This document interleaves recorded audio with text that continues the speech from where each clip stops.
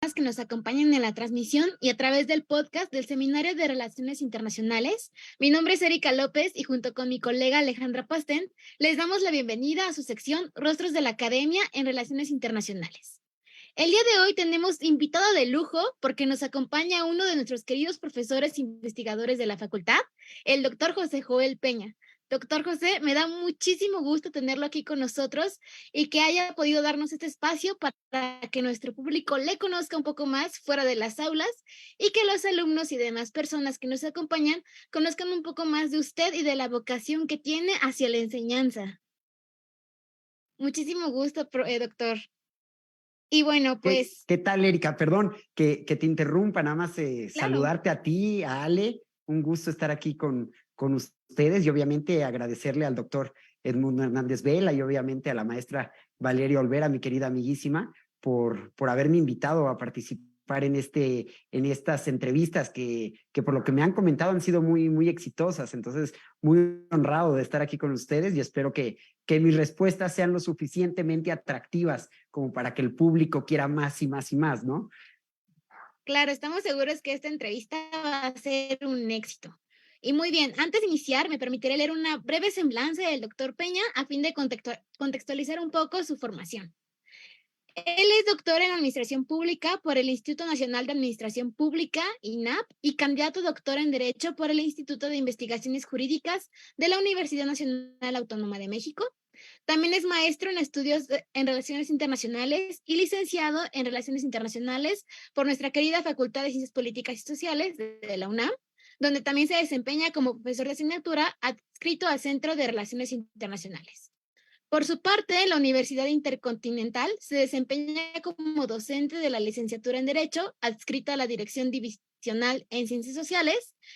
También es asociado fundador del Instituto de Política y Gobernanza, asociado del Consejo Mexicano de Asuntos Internacionales y miembro de la Asociación Mexicana de Estudios Internacionales.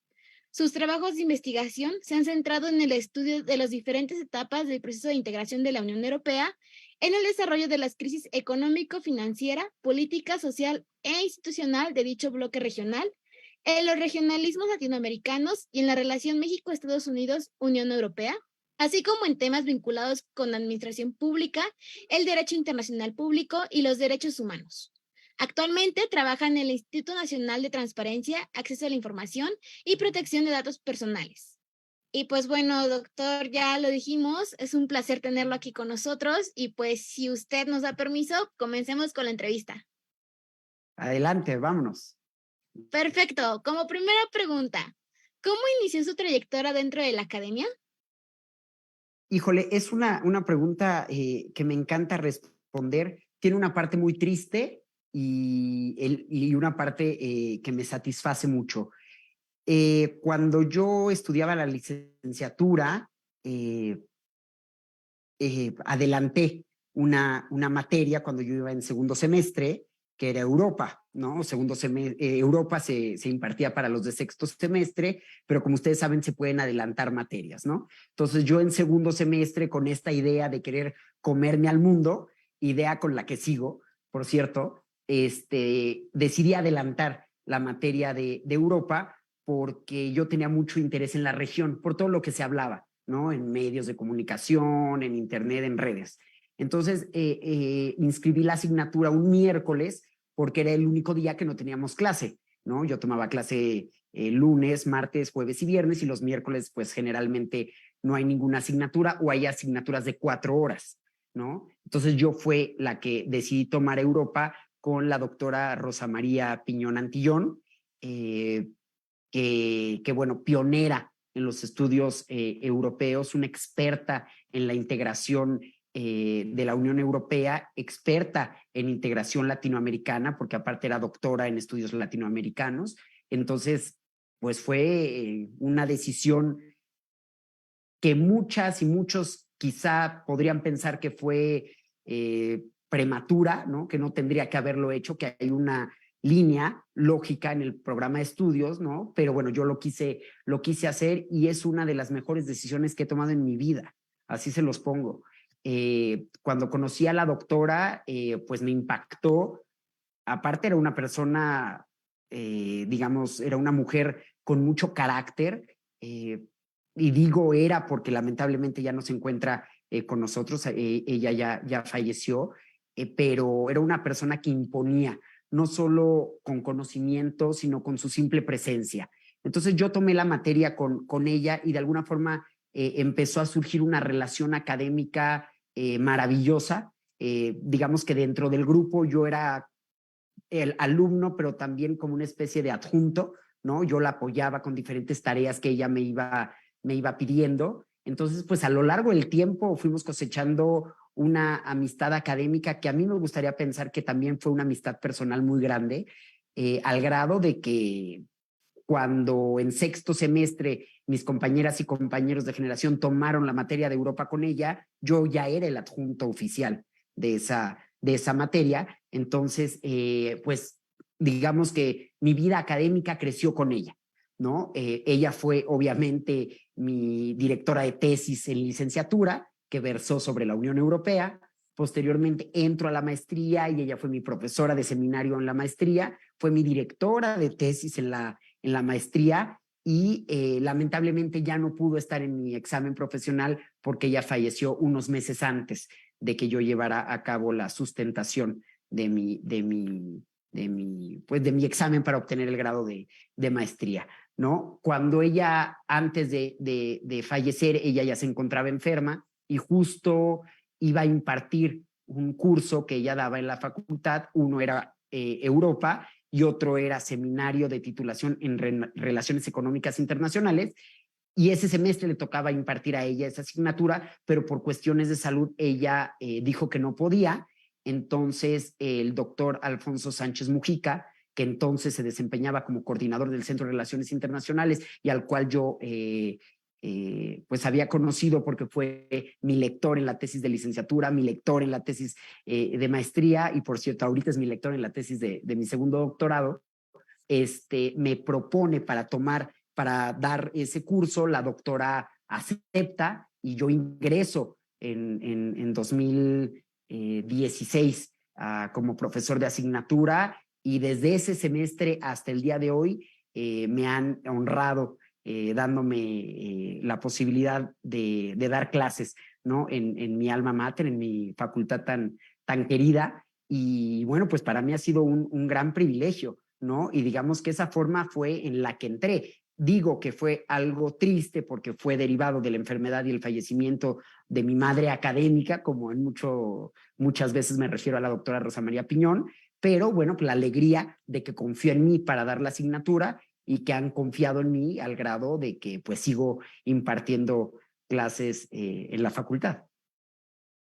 No, pues sí, porque de hecho también, por lo que comenta, al final de cuentas comenzó la trayectoria desde que adelantó la materia, ¿no?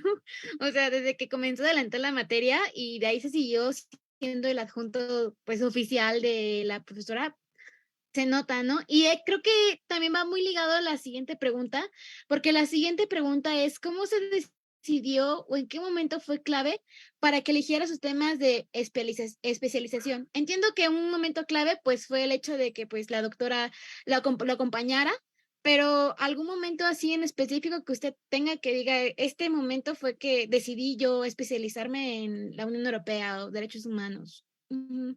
Pues además de lo que bien comentas de mi relación con la doctora, que insisto, pionera en los estudios de la integración europea, yo cuando iba, si mal no recuerdo, no recuerdo si en séptimo o en octavo semestre, creo que en séptimo semestre de la licenciatura hice un intercambio académico, fui a estudiar a Sciences Po, a París, y una de las materias precisamente que llevé se llamó Construcción Europea, ¿no? Y pues con una especialista francesa, Gaëlle Marty, la recuerdo muy bien, pues me interesó muchísimo más, ¿no? Estudiar a la Unión Europea y estando en París yo por correo electrónico le escribí a la doctora Piñón y fue ahí cuando le dije que tenía mucho interés en que mi tesis versara sobre el proceso de integración de la Unión Europea, ¿no? Ella me responde que sí, que encantada de dirigir la tesis y empecé a escribir el índice, ¿no? De la tesis, un primer índice, un primer borrador. Ustedes saben que las tesis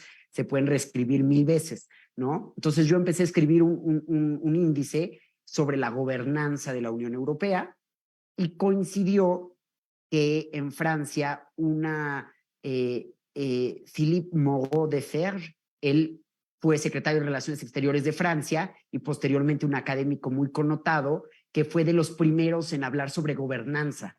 Entonces yo le escribí un correo electrónico diciéndole mi interés y me contestó y me recibió en su oficina ahí en París y me regaló libros y empezamos a platicar sobre la gobernanza europea. Saliendo de ahí dije, este es el tema que yo voy a tratar en mi tesis, ¿no? Como que los astros se alinearon, ¿no? Entonces todo encajó para que yo me especializara de alguna forma en los estudios europeos, ¿no? Entonces, cuando le comenté a la doctora Piñón mi acercamiento con este personaje ilustre, este académico francés, pues con más ganas, ¿no? Me dirigió la tesis y fue así que empecé con estudios europeos. Obviamente después siendo su adjunto, después estudié la maestría, obviamente la tesis de mi maestría fue también sobre la Unión Europea. La primera fue sobre la gobernanza de la Unión Europea y la crisis económica y financiera de 2008, ¿sí? Y la segunda tesis, ya la de maestría, fue sobre igual la crisis,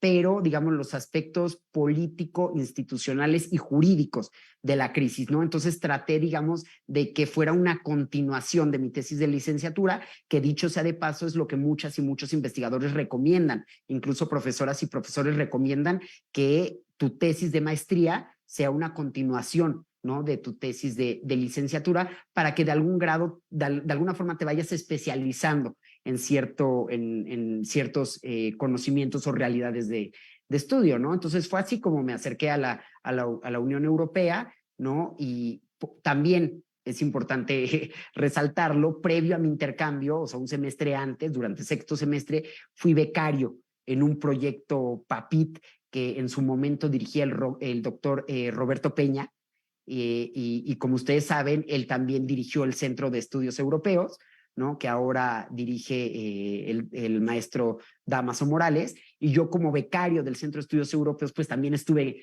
trabajando temas sobre la Unión Europea, entonces digamos que todo se fue acomodando, ¿no? Al grado que pues me titulé de la licenciatura y de la maestría con una tesis sobre esa realidad tan compleja de estudio, porque, y bueno, dicho sea de paso, las materias que imparto ahorita en la facultad es Economía de México, pero también imparto Europa y Unión Europea, ¿no? Entonces, digamos que bueno, pues todo se ha acomodado para que sea mi área de especialización, lo cual no implica que me cierre a otros temas y por eso es que he tratado de incursionar en derecho internacional público, derecho diplomático y consular, administración pública, derechos humanos, sobre todo derecho a la protección de datos personales por mi trabajo actual, pero por alguna u otra razón, todo me regresa a la Unión Europea, ¿no? Mi tesis del doctorado en administración pública fue sobre protección de datos personales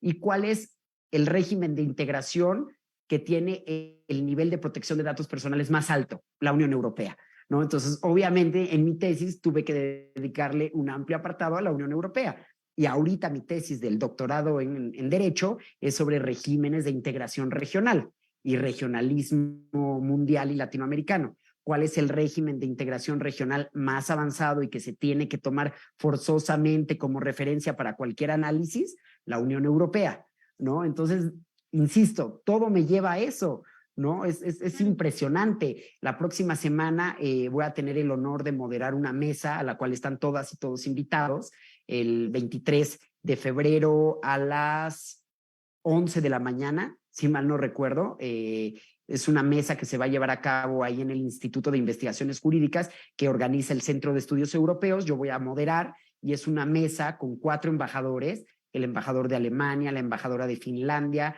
el embajador de Países Bajos y el embajador de Rumania, ¿no? Y vamos a hablar sobre un año, lo que ha pasado a un año de la agresión de Rusia a Ucrania, ¿no? Entonces, insisto, ¿no? Todo me regresa a la Unión Europea, lo cual también me da mucho gusto. Soy un europeísta y trato de inculcarle a mis alumnas y a mis alumnos este semestre, precisamente que imparto Unión Europea, de la importancia que es estudiar a este bloque regional y que no hay que perder de vista que es un actor internacional de peso.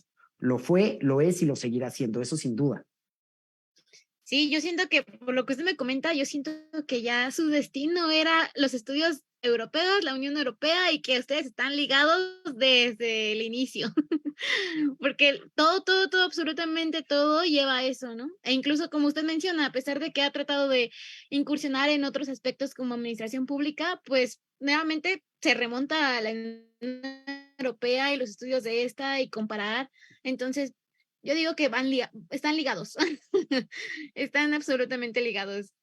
Eh, pues, doctor, ya respondió las siguientes dos preguntas, que era la persona que lo ha inspirado más durante su carrera, ¿no? Yo creo que en este caso es la doctora. Y si usted quiere mencionar a alguien más en este momento, pues le concedo la palabra.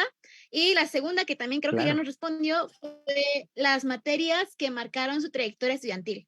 A lo que yo quiero recalcar que a lo mejor no tanto trayectoria, sino también más bien no tanto materias, sino también el intercambio que realizó precisamente a París, ¿no? Que pues también fue como yo siento que un parteaguas durante su carrera para poder decidir definitivamente que se iba a ir a estudiar, bueno, los estudios de la Unión Europea, ¿no? Claro, no, y permíteme, Erika, y bueno, a todas y a todos los que nos escuchan, agregar, la doctora Piñón me marcó, sin duda, ¿no?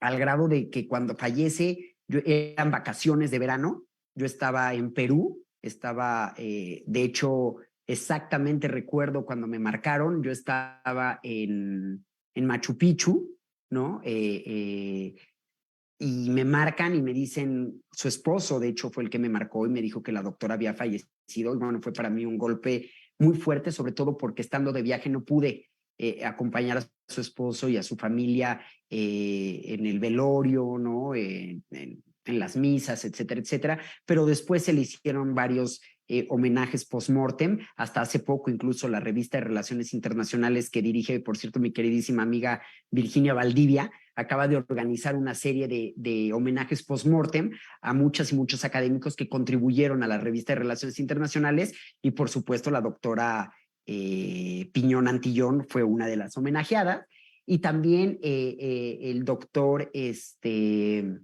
ay,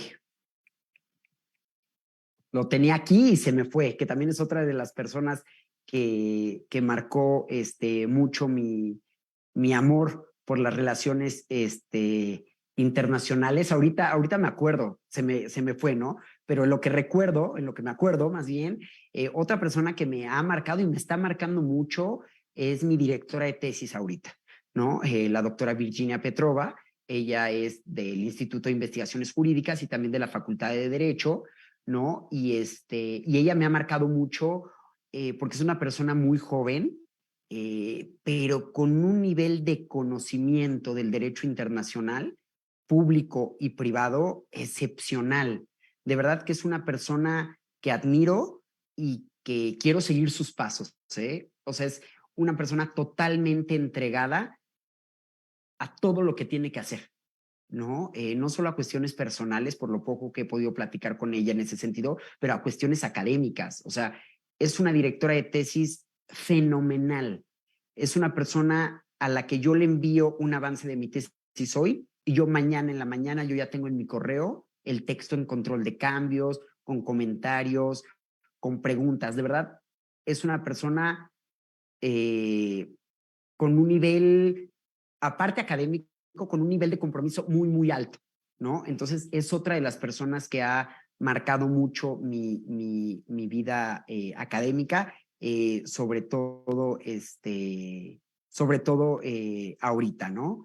Y bueno, pues son las personas que yo podría mencionar y bueno, pues mi intercambio académico también sin duda fue algo muy, muy, muy importante porque me permitió vivir de entrada alejado de mi familia por más de 7 meses, ¿no?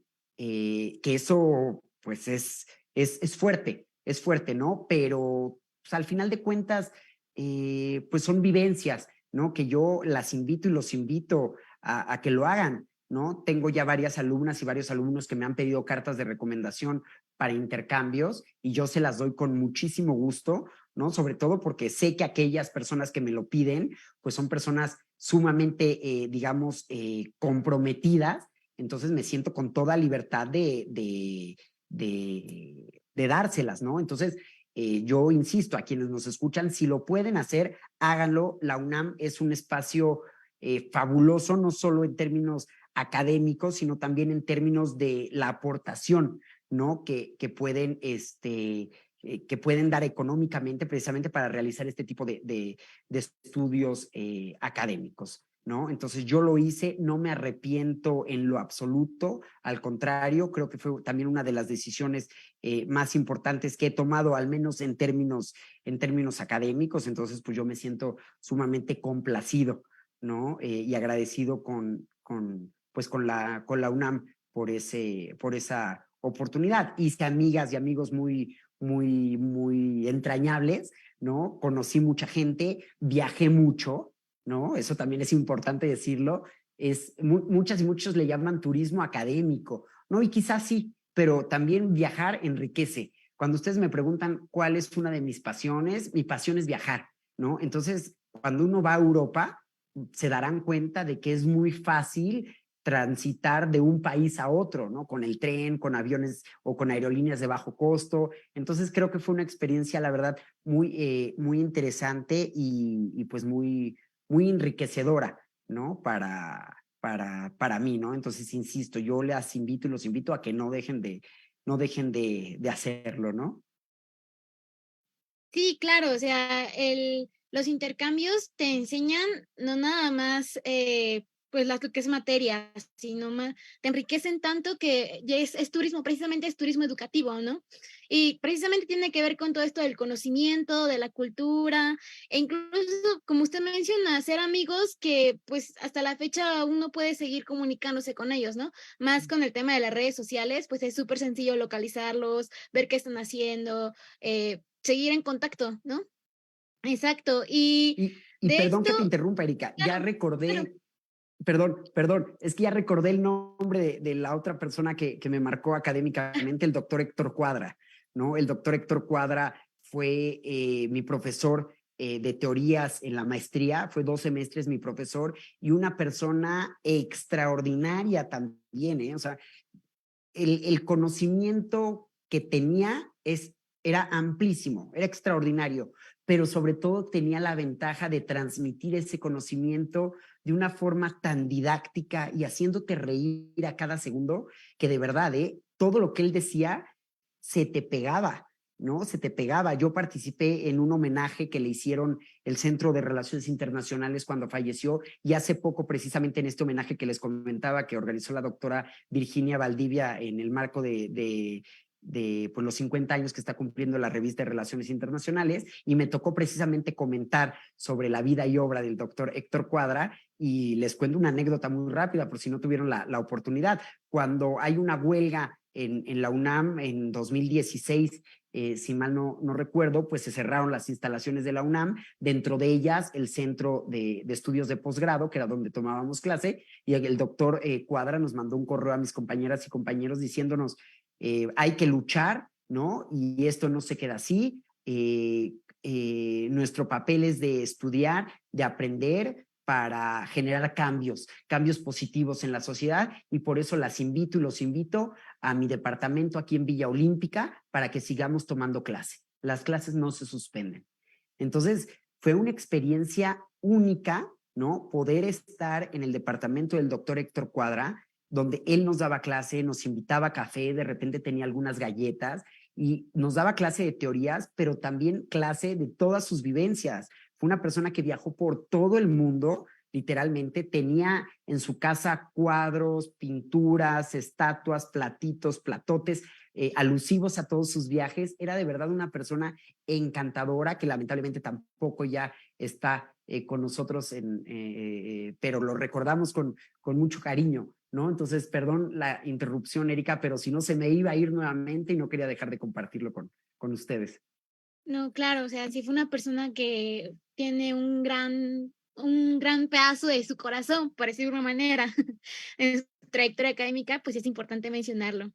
Y continuando con las preguntas, ¿cuál ha sido su experiencia más bonita dentro de la academia? Entiendo que ha tenido bastantes experiencias, pero si pudiéramos destacar una, ¿cuál sería que diga, esta es la mejor?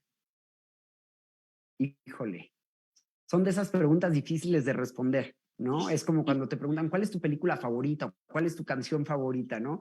Uno diario cambia de canción favorita, ¿no? Y diario que uno ve una película nueva ya es tu película favorita, ¿no? Entonces, pues en realidad, pues mi experiencia es, digamos, ese vínculo que he generado con las alumnas y los alumnos, totalmente académico, pero sobre todo, como yo se los digo en clase, he tenido la fortuna de ser profesor y lo hago por amor a mi universidad, ¿sí? Lo hago por amor al conocimiento, sin duda. Y también tengo la ventaja de que siento una gran empatía con todas y todos ustedes. Desde el primer día que yo di clase hasta el día de hoy, yo no he dejado de ser estudiante. Primero la maestría, luego el doctorado en administración pública, ahora el doctorado en derecho. Entonces, desde que inicié en 2016 dando clase hasta el día de hoy, soy estudiante y eso me permite tener una mayor empatía con todas y todos ustedes, ¿sí? Entonces, trato siempre de en mis cursos que sean didácticos, trato que en mis cursos que sí dejarles a lo mejor tarea, pero no tanta para no abrumarlos, sobre todo ahora que cambió el plan de estudios y que ahora llevan más materias que cuando yo estudié. Yo llevaba 9 semestres, 5 materias, creo que ahora son 8 semestres, pero llevan 6 materias. Entonces, si todos los profesores y todas las profesoras les empezamos a dejar carga académica exuberante, yo creo que eso es totalmente contraproducente. Entonces, yo como siempre les digo, yo trato de que todo lo que estudiemos sea en clase, que esas 2 horas, los lunes o los martes o los jueves o los viernes, más bien las 4 horas a la semana, ¿no? Se dediquen de manera exclusiva a lo que yo les quiero transmitir, ¿no? Entonces, ¿por qué? Porque también soy alumno, ¿no? También soy estudiante. Entonces, lo mismo me pasaría si en el doctorado me empiezan a dar mucha tarea y aparte en la otra universidad donde doy clase, aparte a ustedes que les doy clases, aparte en mi trabajo como servidor público. Entonces, imagínense. Entonces digo, no, pues si me dejan poca tarea, ¿no? Voy a poder repartir mi tiempo de una mejor manera sin descuidar los estudios. Ojo, porque yo lo que le digo a mis alumnas y a mis alumnos, a ver, no les dejo tanta tarea, pero también busco que haya un grado de compromiso elevado, ¿no? Y que cuando estén en clase atiendan la clase, ¿sí? Que todo lo que yo vaya diciendo lo vayan, digamos, absorbiendo, pero también lo vayan cuestionando, ¿no? Y eso también es muy importante, ¿no? También me encanta dejarles exposiciones, ¿no? Y esto es algo que muchas y muchos critican, ¿no? Pero yo siempre les digo, a ver, como internacionalistas, ¿cuál es nuestro principal recurso? La palabra. Si no sabemos cómo expresarnos, va a ser muy difícil que podamos traducir una idea en algo escrito, ¿no? Entonces, pues es fundamental hablar, es fundamental perderle el miedo al público. Entonces, por eso es que a mí me gusta dejar exposiciones. Siempre les digo a mis alumnas y a mis alumnos, a ver, todo lo que se diga aquí, se queda aquí, ¿no? Y nada puede ser juzgado ni es susceptible de crítica. O sea, siéntanse con toda la confianza y toda la libertad de preguntar, de decir, de aclarar, de criticar constructivamente, ¿sí? Pero siempre con respeto, ¿no? Entonces, digamos, esa complicidad que yo he generado con las y los alumnos, ¿no? Insisto, por este nivel de empatía que tengo, porque sigo siendo estudiante, yo creo que es una de las cosas más placenteras, incluyendo obviamente los comentarios que hacen hacia mi persona, ¿no? Al final de una clase, cuando llegan y me dicen, profesor, hoy fue una excelente clase, le entendí, o cuando al final del curso me dicen, profesor o doctor, o como me digan, la verdad, ha sido un curso maravilloso, o cuando me llegan estas evaluaciones de PISA, ¿no? Que ya tiene tiempo que creo que no se hacen, pero que pues las calificaciones, no es por presumir, pero casi siempre se acercan al 10 en todos los rubros. O sea, eso para mí es muy satisfactorio y lo único que me dice es, Joel, estás haciendo bien tu trabajo, pero eso no quiere decir que dejes de aprender, de tener nuevas técnicas didácticas y de tratar de ir avanzando a la par que lo hacen ustedes. Entonces, esa es como mi mayor satisfacción. Ay, qué bonito. Está muy bonito. Y pues sí, el hecho de que usted permita a los alumnos no dejarles cantidad de tarea, pero que también ellos le respondan con el hecho de pues aprender y tratar de obtener todo el conocimiento durante sus clases, pues yo creo que es un ganar-ganar, ¿no? Y está súper bien, ¿no? Eh, y volviendo a ese tema de las clases, pues ya tiene que un año, creo que ya hizo de que regresamos a manera presencial. A lo mejor este semestre es 100% presencial, pero ¿cómo afectó la pandemia a sus tácticas de evaluación, de enseñanza, las cosas didácticas? ¿Cómo es que afectó en su forma de enseñar la pandemia?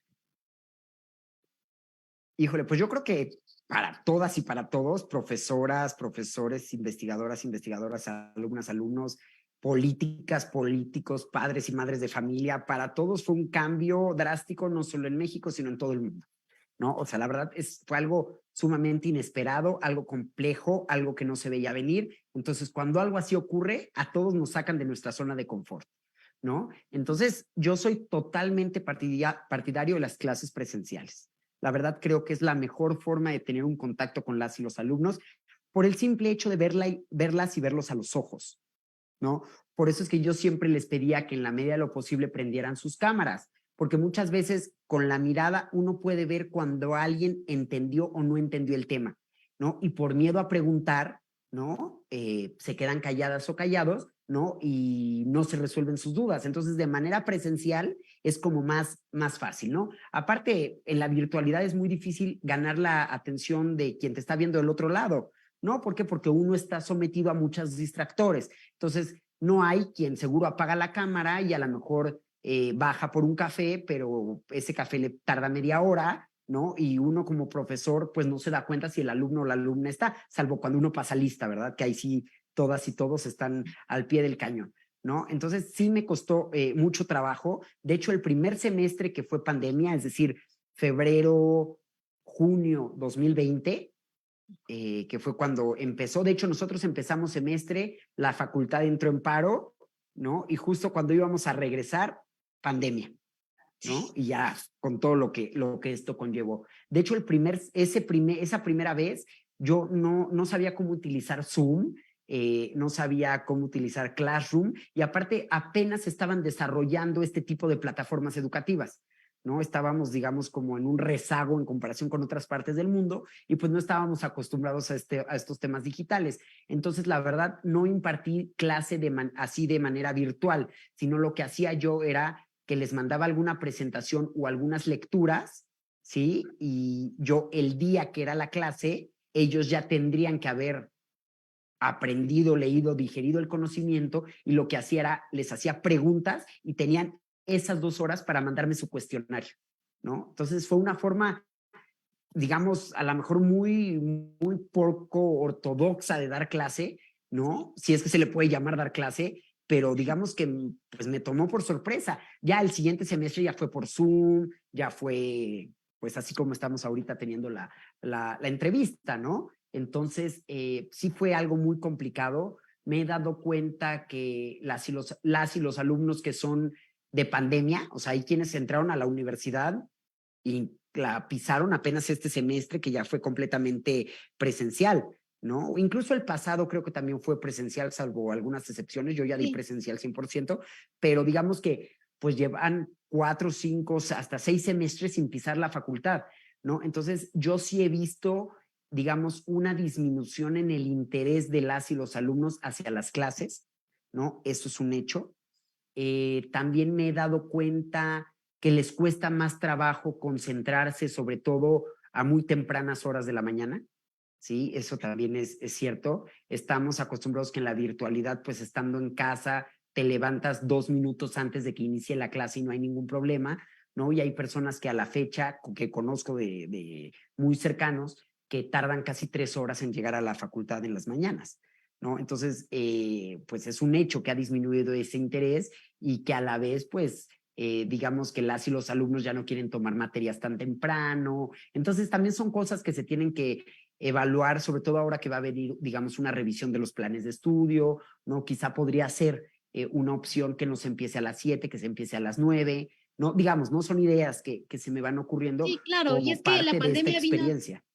claro, y es que la pandemia vino a cambiar absolutamente todo. O sea, yo creo que hay un antes y un después completamente, y es de que cosas completamente diferentes que ni uno se imaginaba que en algún momento nos íbamos a estar encerrados en nuestra casa 24/7, estar todo el tiempo pegados a la computadora y luego de repente presencial, ¿no? Y ya te habías acostumbrado a un estilo de vida y nuevamente volver a retomar lo que ya de por sí había. Entonces sí, es un antes y un después, ¿no? Y ya como última pregunta, profesor, eh, ¿algún consejo que pueda darnos a nosotros los estudiantes y pasantes? Y en este caso, ¿cuál le gustaría que fuera el legado, su legado para los estudiantes? ¿Y cómo le gustaría ser recordado? Ay, pues mira, eh, consejo, no es uno, son muchos, ¿no? Pero un consejo que les daría es aprovechar esta etapa de estudiante, que es una etapa maravillosa. Yo sé que cuando uno va estudiando y se va acercando hacia el final de esa etapa, ya lo único que quieren es terminar y saltarse a la siguiente etapa, ¿no? O sea, yo sé que la gran mayoría de ustedes, porque yo lo viví, yo ya me quiero titular para entrar a trabajar, ganar mi dinero, volverme más dependiente y lanzarme al mundo, ¿no? Pero no saben, ¿sí? O sea, disfruten la etapa académica, ¿sí? Yo sé que muchas y muchos tienen que trabajar por muchas razones familiares, lo cual también aplaudo porque si a mí me costó trabajo la licenciatura, digamos, dedicado exclusivamente al estudio, no quiero imaginar lo que les cuesta estudiar y trabajar al mismo tiempo. Ahora lo sé porque trabajo y estudio. ¿No? Entonces, yo la maestría la hice trabajando y los doctorados los hice trabajando también, ¿no? Entonces, ahora les entiendo. Pero si pueden dedicarse de manera completa al estudio, es una muy buena opción. Aprovechar los intercambios académicos, aprovechar las conferencias que da la UNAM.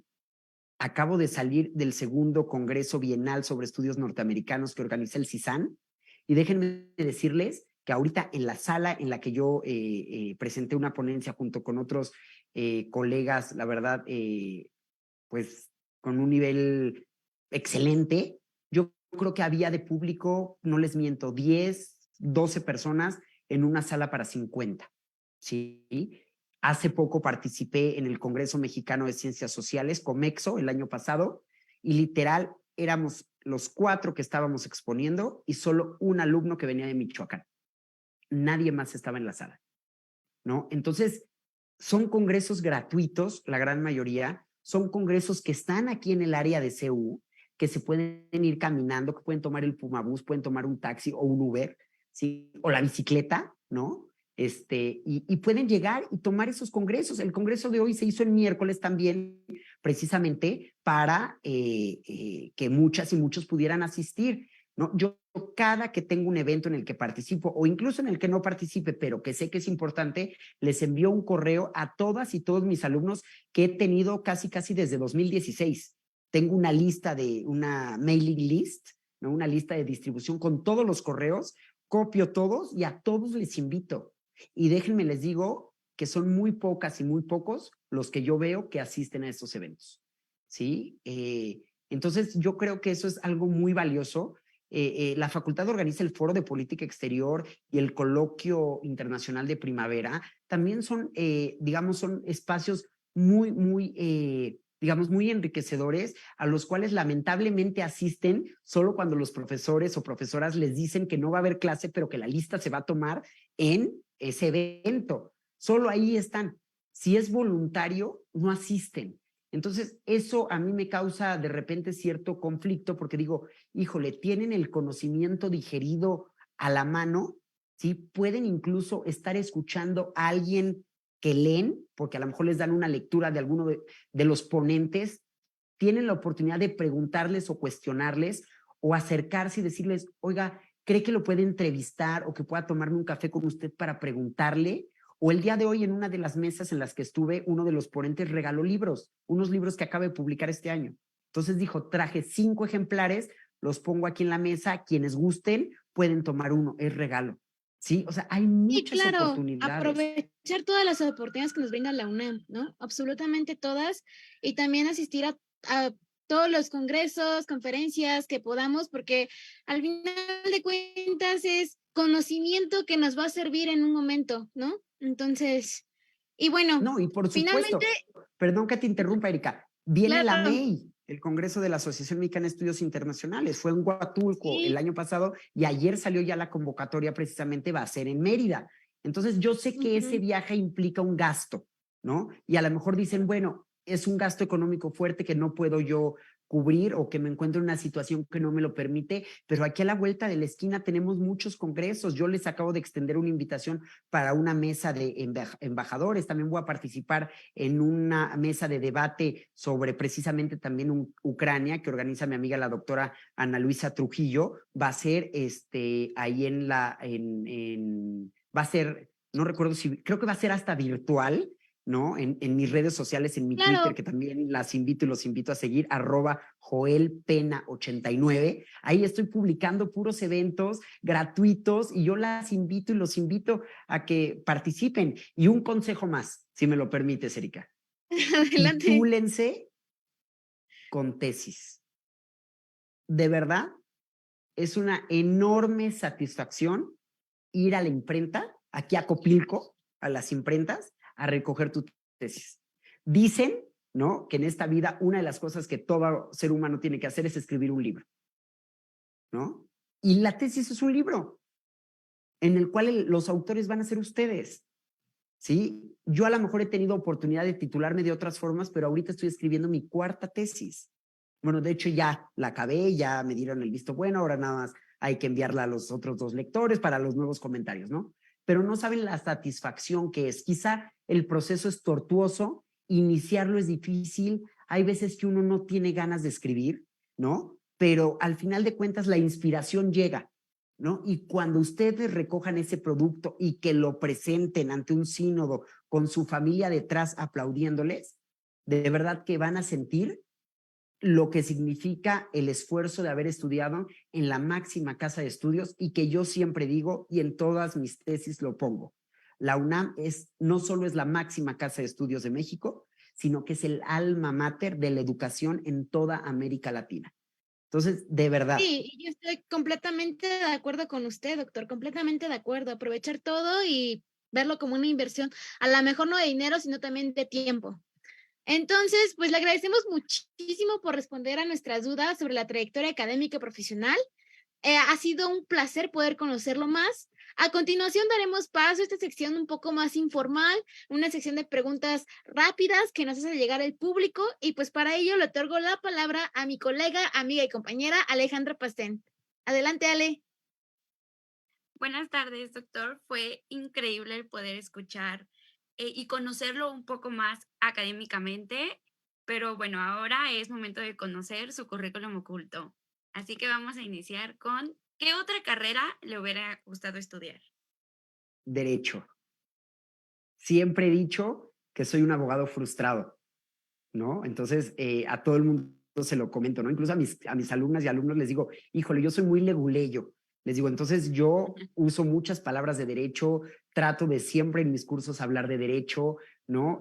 Ahora tengo la oportunidad de dar clases a alumnos que sí están estudiando derecho. Entonces, mis mejores amigas, por cierto, son abogadas, casi todas. Entonces, a veces digo, híjole, yo tendría que haber estudiado derecho, ¿no? Pero ojo, no me arrepiento de haber estudiado relaciones internacionales. El derecho es una ciencia social. Ahora estoy haciendo mi doctorado en derecho. Entonces, lo importante es nunca quedarse con las ganas, ¿de acuerdo?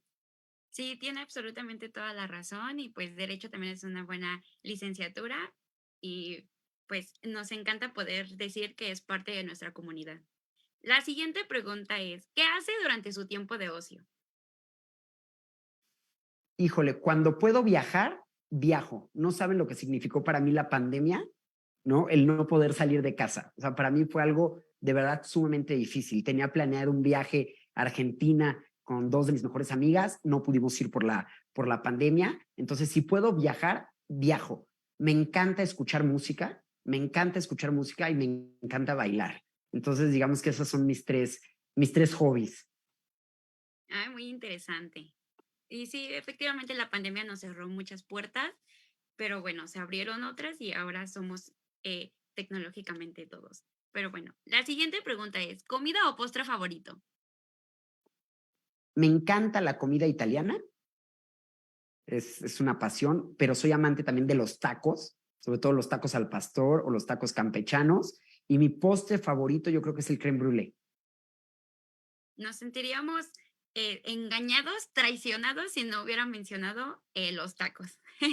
Pero bueno, ¿qué país o destino desearía visitar? Híjole, tengo muchas ganas de conocer los países bálticos, Estonia, Letonia y Lituania, nada más que ahorita por la situación económica personal, ¿no? Y la situación que está viviendo Rusia, Ucrania y toda esa zona, pues es difícil, pero insisto, el que persevera alcanza. Entonces está en mis próximos planes. Un increíble viaje, estaría increíble y pues lo veremos en sus redes sociales, las fotitos que pueda compartirnos. Otra de nuestras preguntas es muy interesante y peor travesura que haya hecho siendo niño. Híjole, mi peor travesura, ay, me la pone muy difícil. Siempre traté de ser muy bien portado, pero también era muy inquieto. Entonces, mi peor travesura fue meterme abajo de la cama de una tía. Estábamos en una fiesta, me metí abajo de la cama de una tía y agarré el encendedor de mi mamá, ¿no? Y prendí el colchón. Esa ha sido, yo creo que una travesura que me marcó mucho. Lo bueno es que no pasó a mayores. La verdad es que yo bajé como si nada y de repente alguien olió a quemado, se dieron cuenta y se apagó de manera casi inmediata, ¿no? Pero pues yo tendría a lo mejor entre 4 o 5 años, la verdad, cero conciencia de lo que estaba haciendo y bueno, ahora con todo lo que pasa con los incendios, etcétera, etcétera, ¿no? Pues me doy cuenta que sí fue un error, pero bueno, con no volverlo a repetir y haber aprendido de ello, yo creo que con eso me quedo. Wow, wow, wow. Realmente nos ha dejado impactados el hecho de que pudo haber creado un incendio en su casa, pero wow, de los buenos recuerdos que uno puede comentar en unas entrevistas. Nuestra siguiente pregunta es un poco más en sentido de la diversión. ¿Y se considera bueno jugando uno? ¿Jugando qué, perdón? Uno. Sí, sí, sí. Bueno, no sé si bueno, pero me gusta mucho. Tengo un grupo de amigos, precisamente el grupo de amigas y amigos que hice de la licenciatura aquí de la UNAM, que nos reunimos casi cada mes y ya hemos hasta viajado y todo. Somos un grupo muy unido y casi siempre jugamos uno. Y es una diversión maravillosa, sobre todo cuando te sale más cuatro, reversa, más cuatro. No, la verdad es sumamente divertido. Insisto, no sé si soy bueno, pero al menos me divierto muchísimo. Creo que todos hemos hecho el más cuatro y más cuatro y más cuatro y al último terminan comiendo demasiado. Nuestra siguiente pregunta es, ¿usted juega Candy Crush? Y si sí, ¿en qué nivel? Sí jugué, pero tiene mucho que no juego, porque cambié de celular y ya no lo descargué. Y la verdad no recuerdo a qué nivel llegué, pero llegué a un nivel, digamos, en el que por más que intentaba ya pasarlo, ya no podía, ¿no? Entonces, pues también como que la frustración me llevó a la pérdida de interés, al grado que ya no lo descargué, ¿no? Sí, totalmente. Siendo una mamá todo el día jugando Candy Crush. Perfecto. Nuestra siguiente pregunta es muy interesante y nos gustaría saber cuál es su lugar favorito para comer en la facultad. Mi lugar favorito. Tiene mucho que no como en la facultad porque yo doy clase de 7 a 9 de la mañana. Entonces tiene mucho que no como, pero antes la rampa que te lleva al metro, ¿no? Bueno, que te lleva a la salida donde todo el mundo va para caminar al metro, ¿no? Ahí hay como unos puestos con techo de teja y todo, y en ambos puestos vendían tacos campechanos de bistec con longaniza, ¿no? Entonces de verdad eran una delicia, ¿no? Digo, en el momento en el que yo estudiaba, o sea, yo estuve en la licenciatura de 2012 a 2016, no es cierto, de 2008 a 2012, ¿no? Y ya luego estudié, pero en el centro de estudios de posgrado, ¿no? Por el posgrado de economía y casi sobre insurgentes, ¿no? Entonces, pues ya tiene mucho, no sé si sigan las mismas personas que vendían, pero la verdad disfrutaba mucho comer ahí. Pues esperemos que todavía sigan cocinando con ese sazón increíble que a usted le gusta para todavía tenerlo en la facultad. ¿Tiene algún talento desconocido? Híjole, pues yo creo que el baile. Yo creo que el baile, muy pocas personas, bueno, al menos quienes no me conocen en un plano familiar o de amigas o amigos, pues no saben que bailo, ¿no? Entonces, la verdad me encanta bailar. Di clases, de hecho, de baile, clases de baile de salón. Entonces, pues hay géneros que me gustan más y que los bailo mejor porque son géneros que se bailan más frecuentemente, como la cumbia o la salsa o el merengue, pero me encanta el cha-cha-cha, me encanta el mambo, el tango, el danzón también me gusta mucho. La familia de mi mamá viene de Veracruz, entonces pues también el danzón es algo que en las fiestas familiares, al menos cuando vivía mi abuela, tratábamos de bailarlo y de disfrutarlo, ¿no? Porque el baile se disfruta. Wow, un gran, gran talento oculto y pues nos encantaría bailar el payaso del rodeo con usted. Nuestra siguiente pregunta es, ¿cuál es su lugar favorito en la Ciudad de México? Ay, en la Ciudad de México mi lugar favorito. Nunca lo había pensado, pero disfruto mucho, por ejemplo, todo lo que es Paseo de la Reforma, ¿no? Iniciar en el Castillo de Chapultepec, pasar al Museo de Arte Moderno, al Museo de Antropología, luego casi enfrente del Museo de Antropología hay un Starbucks muy bonito, ¿no? Junto a una librería, que mal no recuerdo es Fondo de Cultura Económica, que da con vista al lago, ¿no? Mm, Entonces, hacer todo ese sí. paseo, incluso en un mismo día, desayunar no sé, en algún restaurante por ahí cerca, y luego tomar el café ahí en ese Starbucks que es muy bonito, o en la propia librería que venden unos cafés también muy, muy ricos, o también en el Museo de Arte Popular hay un restaurante muy bueno que también lo recomiendo, no recuerdo el nombre, pero está dentro del Museo de Arte Popular. Entonces, digamos que toda esa zona de Reforma, la verdad creo que hay mucho que hacer y se puede hacer mucho en un solo día. Increíble, realmente sería muy interesante tener un tour con usted por toda esta lista de museos. Sería una gran tarde.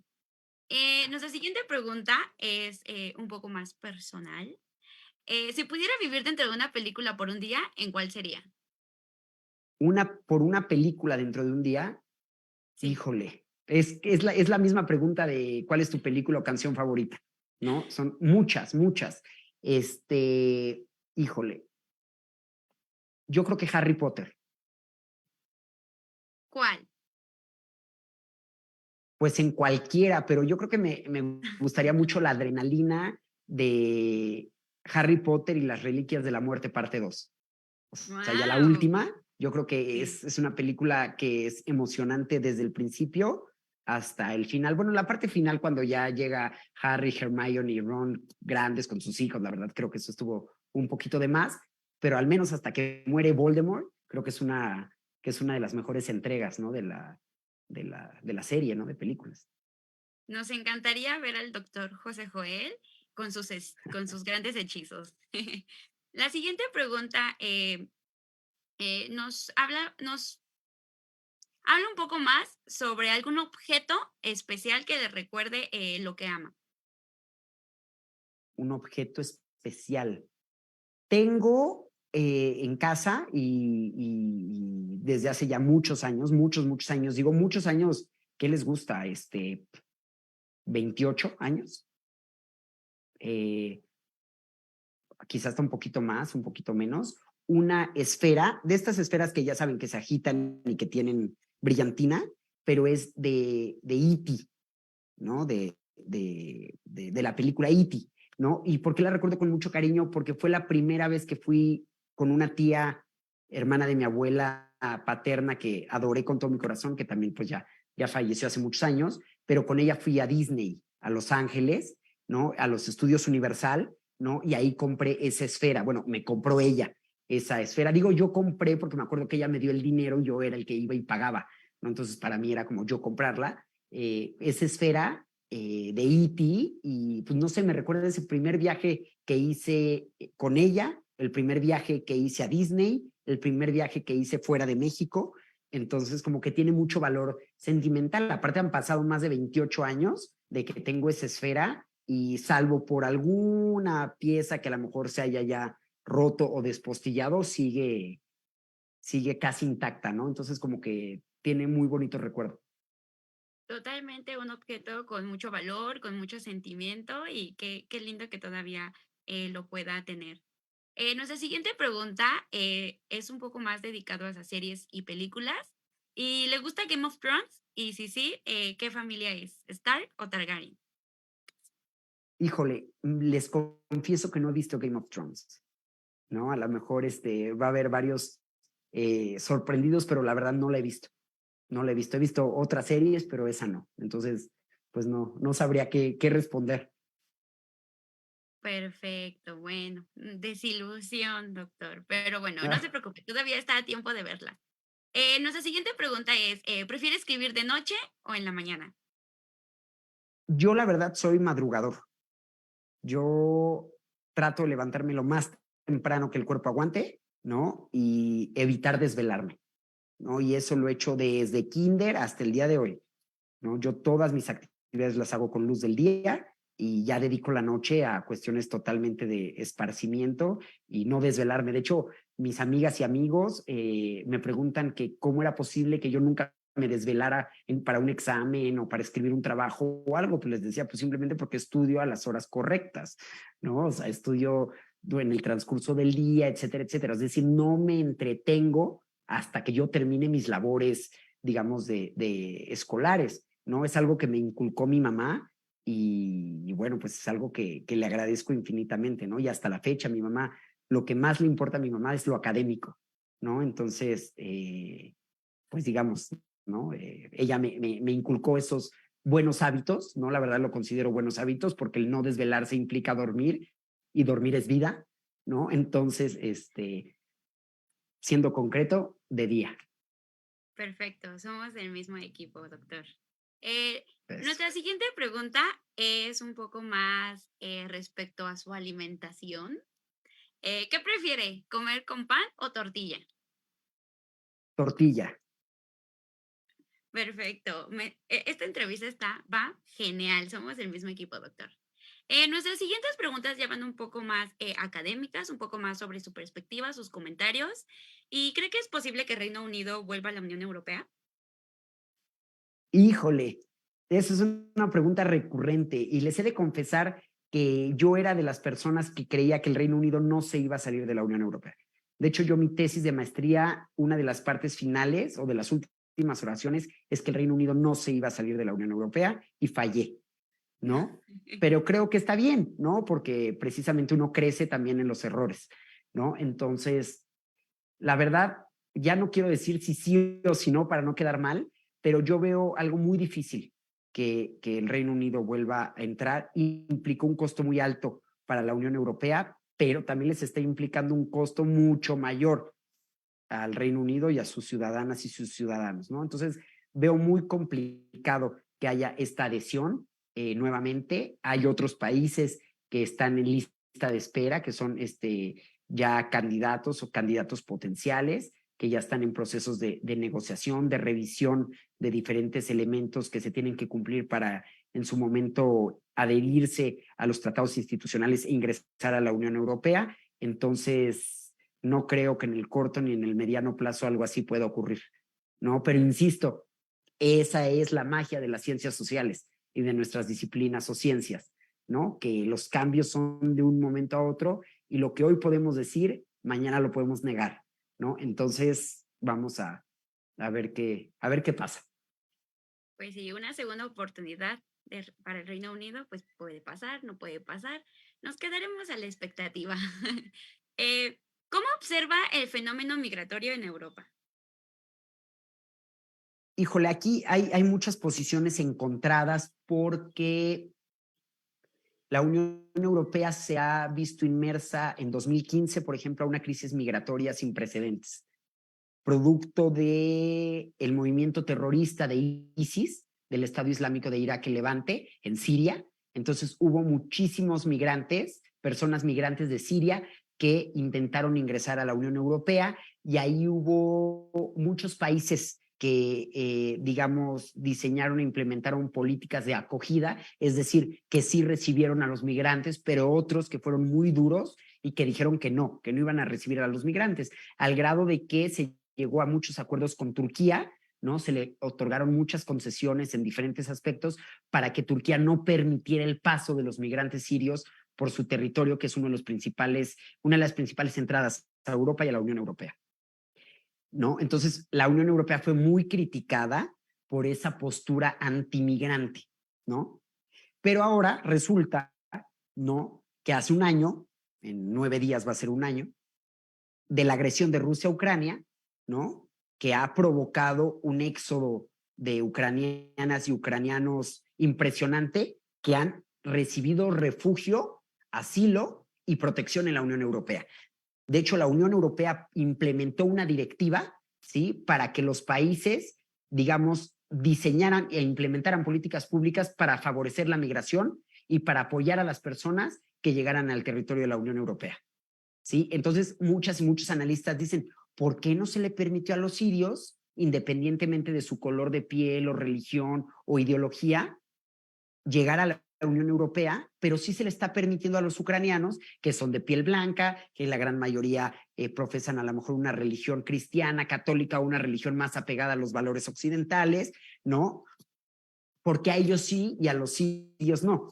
Entonces, la Unión Europea también se ha visto envuelta en muchas críticas derivadas de su comportamiento ante estos dos hechos que son muy claros, ¿no? Entonces, creo que la Unión Europea tiene que ser un actor internacional responsable, como lo tiene que ser cualquier otro Estado, ¿no? Y cuando la migración es producto de actos como la agresión de Rusia a Ucrania o como en su momento de actos terroristas por parte de ISIS, yo creo que en ese momento no tendría que haber duda, ¿no? O no se le tendría que poner peros a esa migración. Es una cuestión humanitaria, ¿sí? Y en cualquier momento cualquier persona del mundo se puede ver envuelta en un problema así. Y quizás los que están negando el asilo o que están negando el ingreso de personas sean los que en un futuro estén solicitando eso, ¿no?, a los estados a los cuales se los están negando, ¿no? Entonces yo creo que es parte, ¿no?, del ser social. Wow, he quedado sorprendida con esta gran reflexión en los pocos minutos que le di para responder. Realmente es una gran reflexión respecto a este tema. Es un tema muy complicado también de tomar. Y hablando del conflicto Rusia-Ucrania, nos gustaría saber cuál sería una breve perspectiva desde su perspectiva. Eh, el tema de la seguridad energética con la crisis que justamente está sucediendo entre Rusia y Ucrania. Pues sin duda, uno de los principales problemas de esta agresión fue el tema energético. ¿Por qué? Porque ustedes saben que Rusia es uno de los principales productores de petróleo y de gas que abastece precisamente a la Unión Europea. La Unión Europea estalló en nervios cuando Rusia dijo voy a cerrar el paso o voy a cerrar los gasoductos, ¿no? Entonces no va a haber petróleo ni gas para la Unión Europea. Obviamente se entró en una crisis, pero siempre una crisis es un momento para reflexionar y para actuar. Entonces la Unión Europea empezó a actuar de tal forma que disminuyó considerablemente su dependencia de los energéticos rusos. Había muchas dudas sobre el papel que iba a jugar la Unión Europea, los Estados miembros, los gobiernos, durante el invierno. Se esperaba un invierno muy cruel, muy frío, entonces obviamente las familias iban a requerir pues muchos más energéticos para calentar sus hogares, ¿no? Afortunadamente se tomaron acciones pertinentes en el momento indicado y no hubo tal crisis como se esperaba. Ahora también la Unión Europea está, digamos, con mucho más fortaleza, impulsando la transición hacia energías limpias, lo cual también es algo que va a favorecer no solo a la Unión Europea, sino al mundo. Entonces, digamos, de esta crisis energética también hay que ver lo positivo. Entonces, la Unión Europea creo que en ese sentido lo hizo bien. Creo que más bien muchos estados tendrían que tomar el ejemplo de la Unión Europea para transitar a energías renovables, a energías limpias. Perfecto, una gran reflexión que nos está compartiendo, doctor. Y para dejar de lado lo académico e irnos con lo personal, las últimas dos preguntas personales que nos hace el público y para finalizar esta sección. eh, de- ¿Cómo ha sido su vida desde que tiene a su perrija? seguro esa la preguntó alguna alumna o alumno que tuve o tengo, ¿no? Porque siempre les presumo a mi Aika. Aika es, yo tuve muchos perritos a lo largo de mi infancia, pero muchos de ellos se portaban muy mal, entonces mi mamá se los regalaba a algún familiar, ¿no? Entonces, pues yo sufría, ¿no? Y tuve una perrita que se llamó Clo, una French Poodle que estuvo con nosotros 14 años. Entonces, ella falleció, pues, no recuerdo en qué fecha, pero yo creo que 2014, 2015, y yo quería tener otro perrito, pero pues mi mamá me decía que no, porque bueno, también al final de cuentas son los padres, las mamás, quienes se hacen cargo, ¿no? De los perritos, entonces pues me dijo que no, pero bueno, tuve la fortuna de que en 2000, ¿qué habrá sido? 2021, en diciembre de 2021 ya me dieron luz verde y compré a una Pomerania, ¿no? Que encontré en internet, la mandaron por avión de Guadalajara, y bueno, se llama Aika. Aika significa canción de amor en japonés. Les digo que traigo ahí un gusto por la música. Entonces, la verdad es un, no sé, quienes tengan mascotas me van a entender, ¿no? El que yo llegue al rato a casa y esté moviendo la cola y dándome besos y ladrándome, o simplemente escucha el teléfono y ya sabe que soy yo, entonces ya se baja donde esté y ya me está esperando en la puerta, duerme conmigo, obviamente, duerme en mi cama, entonces la verdad soy muy feliz de tener a Aika conmigo. Ahora tenemos otra perrita que de mi mamá, que a la mera hora dice mi mamá que no es de ella, que es mía, ¿no? Que se llama Hannah y que es, digamos que es un chihuahua cruza con quién sabe, pero es muy cariñosa. Hannah es muy cariñosa y de repente tiene ahí sus pleitos con Aika, entonces yo tengo que tratar de ser lo más objetivo, ¿no? Y a las dos tratarlas de la misma forma, pero les confieso que para mí Aika no sé, o sea, es una parte muy importante. No insisto, quienes tengan mascotas me van a entender, ¿no? Hay quienes dicen que no, que exageramos, ¿no? Pero la verdad, esa alegría que te da un perrito, es muy difícil que te la pueda dar otra cosa, ¿no? Entonces, Sí, totalmente. Nuestras mascotas son una parte de nosotros, de nuestro día, de nuestra personalidad y pues es parte de nuestro amor. Y ya para que pueda ir con Aika y no lo podamos retener un poco más, una pregunta del público es, ¿qué espera de las nuevas generaciones de internacionalistas? pues espero mucho, ¿no? Siempre hay que tener esperanza. Se oye a lo mejor muy reiterado, muy, ¿cómo se puede decir? Muy desgastado ese argumento de que hay que tener esperanza, pero pues si no tenemos esperanza, pues ¿para qué hacemos las cosas? ¿No? O sea, yo trato de transmitir el conocimiento esperando que eso lo usen siempre en provecho de las y los demás, ¿no? Siempre mejorando nuestra calidad de vida, pero también ayudando a los demás a mejorar su calidad de vida, ¿no? Creo que México es un gran país, pero de repente hay personas que no lo entienden, que se quieren aprovechar unos de otros y que eso trunca el desarrollo económico, político y social de un gran país como es México.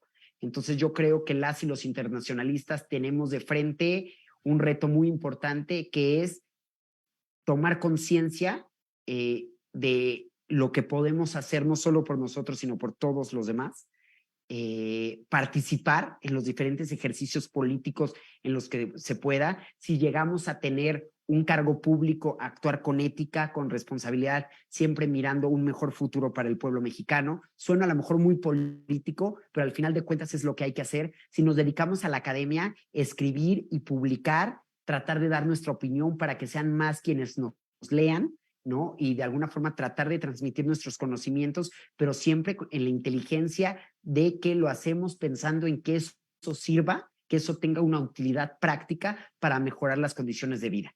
Hay mucho por hacer, no solo en México, sino en todo el mundo. La pandemia, la agresión de Rusia contra Ucrania, nos han enseñado bueno, que la vida es muy corta, ¿no?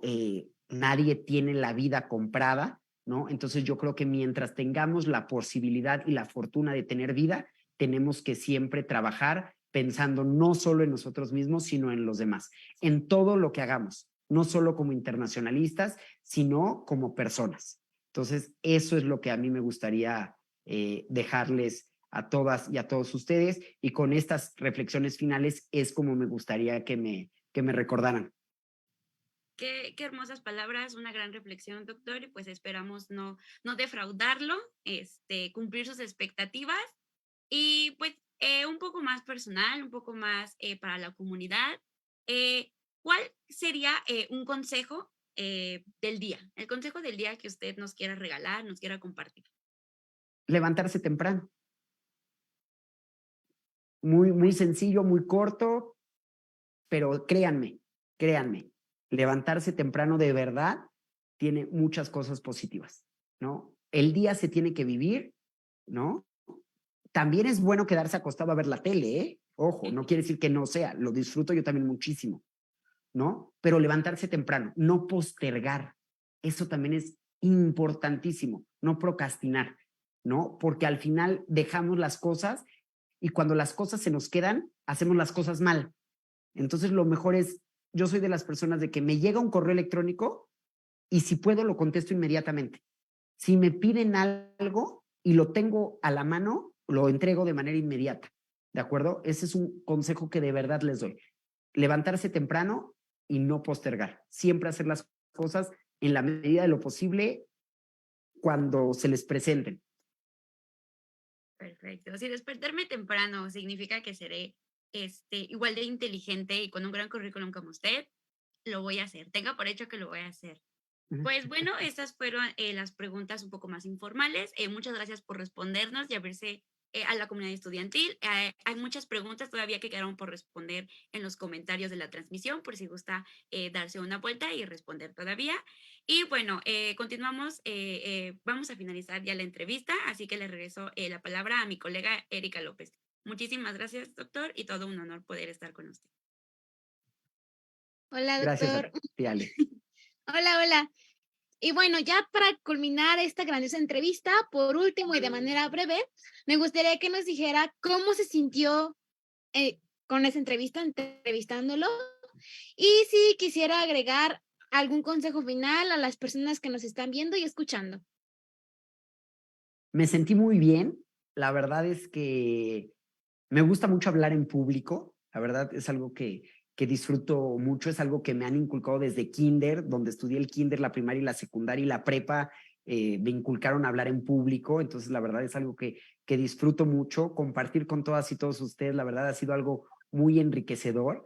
Creo que es un proyecto maravilloso de Rostros de la Academia. Es una forma de conocer a las personas, ¿no? Y sobre todo es importante que siempre pensemos que en donde estemos no vamos a ser juzgados. Y si somos juzgados, lo mejor es que hagamos caso omiso de esas críticas y que toda crítica, por dolorosa que sea, tratemos de convertirla en algo constructivo, ¿sí? Que no nos tire, sino que nos levante, ¿sí? Que nos ayude a ser día a día mejores. Entonces, yo por eso les digo a mis alumnas y a mis alumnos, pierdan el miedo de hablar en público. Si se equivocan, está bien. Si a alguien no le gusta lo que dijeron, está bien. Pregunten por qué no gustó y a lo mejor eso les ayuda a crecer. O a lo mejor simplemente es un comentario que queda al margen de nuestras vidas, ¿sí? Pero insisto, no hay que tenerle miedo a hablar en público, no hay que tenerle miedo a la gente, ¿sí? Al contrario, siempre tenemos que ver la oportunidad de crecer, insisto, aunque sea una crítica muy fuerte, ¿de acuerdo? Yo las he tenido y créanme que en vez de tirarme, me han ayudado a crecer y a seguir adelante, siempre pensando, ¿no? Como se lo comentaba a tu compañera Ale, siempre pensando no solo en mí, sino también en los demás, ¿no? En mi familia, en mis seres queridos, en mis alumnas, en mis alumnos, en mis maestras, en mis maestros, en mis compañeras y mis compañeros de trabajo. ¿De acuerdo? Entonces, ese es un consejo que también les doy y bueno, pues sería una reflexión final. Agradezco de verdad esta oportunidad que me han dado. Me siento muy honrado de haber participado en esta iniciativa tan maravillosa. Yo sé que podríamos quedarnos aquí un buen rato platicando, ¿no? También me gusta mucho platicar, también podría ser uno de mis hobbies. pero bueno, yo sé que ya es hora de que todas y todos nos vayamos a descansar. Espero haber contestado las preguntas, espero haber cumplido expectativas y pues como les digo a mis alumnas y a mis alumnos, siempre fuera del aula también estoy para servirles. Cualquier cuestión académica que ustedes quieran, de verdad se pueden acercar, tienen mi correo institucional, el correo que utilizo para las clases y pues nuevamente muchas gracias, gracias a ti Erika, gracias a ti Ale, obviamente gracias a mi amiga Vale Olvera, ¿no? Y obviamente también un agradecimiento muy especial a nuestro profesor emérito, al doctor Edmundo Hernández Vela, que es quien encabeza el seminario que pues nos permite tener este tipo de ejercicios tan enriquecedores. El gusto es todo nuestro. Muchísimas gracias por su tiempo, por su espacio. Créanme que todos los consejos que nos ha dado durante el transcurso de esta hora los vamos a tomar a pie de la letra. Nuevamente nos sentimos muy honrados por su presencia y bueno, en nombre del doctor Edmundo Hernández Vela Salgado, de la maestra Valeria Olvera Alvarado y del Departamento de Apoyo del Seminario de Relaciones Internacionales, agradecemos al Centro de Relaciones Internacionales, al equipo de videoconferencias de la Facultad de Ciencias Políticas y Sociales, como siempre por todo el apoyo en la logística y difusión del evento, también a las personas que nos acompañaron en la transmisión y nos escuchan a través del podcast, y por supuesto a nuestro querido profesor, el doctor José Joel Peña, que fue un honor que nos acompañara en esta ocasión. Muchísimas gracias. No se pierdan la próxima entrevista porque, como saben, venimos con una sección completamente renovada y con grandes personalidades que nos estarán acompañando. Les invitamos a seguirnos en todas nuestras redes sociales para que no se pierdan ningún evento. Linda noche y hasta la próxima.